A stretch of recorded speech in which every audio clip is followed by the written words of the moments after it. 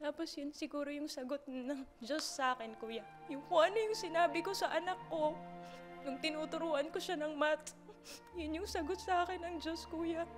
Hindi kita binibigyan yan dahil masama ka. Binibigay ko sa yan dahil kailangan mong matutunan yung mga bagay-bagay. Kaya doon ako kumapit ulit, kuya. Sa pagpapatuloy ng pagbabahagi ni Hasna kay Kuya, Itong nakaraan kasi, kuya, hindi ko na talaga na-enroll yung anak ko yung bunso ko, kuya. Hindi na kinaya eh. Ngayon kasi, solo na lang ulit ako eh. Kasi po, hindi po kasi talaga siya yung tatay ng mga anak ko. Tapos kuya yun, kinasal po kami. Sobrang mahal na mahal po siya ng mga anak ko.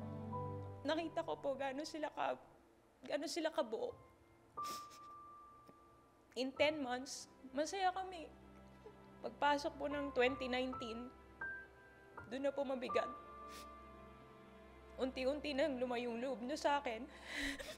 Hanggang sa isang araw, sabi niya hindi niya na ako mahal. Wala na siyang nararamdaman.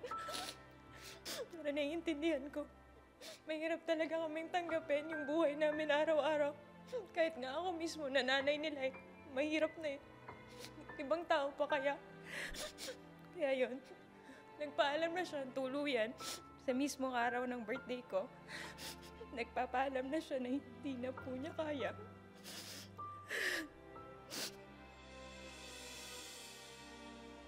Last 2 months, kuya, gusto ko nang bumigay. Isang araw po nagdadasal ako. Sabi ko, hindi naman ako masamang nanay. Hindi ako masamang tao. Napakaingat ko po sa pagbubuntis. Bakit pa po yung mga anak ko yung kailangan mag-suffer ng kondisyon nila? Tapos bakit kailangan kaming iwan? Yan, kuya. Habang nagdadasal ako, natabig ko siguro yung bookshelf po nung anak ko. Nalaglag po yung math notebook niya. Tapos pagbukas po, nakalagay lesson 1. Kasi kuya, si Bash, mahina kasi yun sa math. Tinuturuan ko po siya ng math. Sabi niya sa akin, Mama, please stop. Masakit na daw yung brain niya. Sabi niya, I'm not bad girl. Please stop. Tapos sabi ko sa kanya, I know you're not bad girl, anak. But you have to learn this kasi everywhere there's math. When you buy something, you will use math. Tapos yun siguro yung sagot ng Diyos sa akin, kuya. Yung kung ano yung sinabi ko sa anak ko, nung tinuturuan ko siya ng math, yun yung sagot sa akin ng Diyos, kuya. Hindi kita binibigyan yan dahil masama ka. Binibigay ko sa yan dahil kailangan mong matutunan yung mga bagay-bagay. Kaya doon ako kumapit ulit, kuya. Tinitingnan ko yung mga anak ko, natutulog lang sila. Doon ako kumuha ng lakas. Kung manghihina ako, dahil lang iniwan ako ng asawa ko, kawawa sila. Pag nawala ako, kawawa sila. Bumangon ako, unti-unti, kuya. Sila na lang yung dahilan ko, kuya, para lumaban pa ako. Hasna, Kuya, una sa lahat, nakikiisa ako sa iyo. At labis akong humahanga sa katapangan mo. salamat, kuya.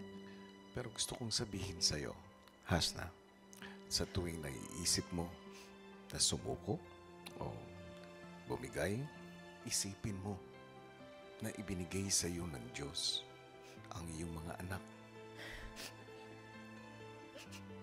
Dahil ikaw ang tanging tao na makapagbibigay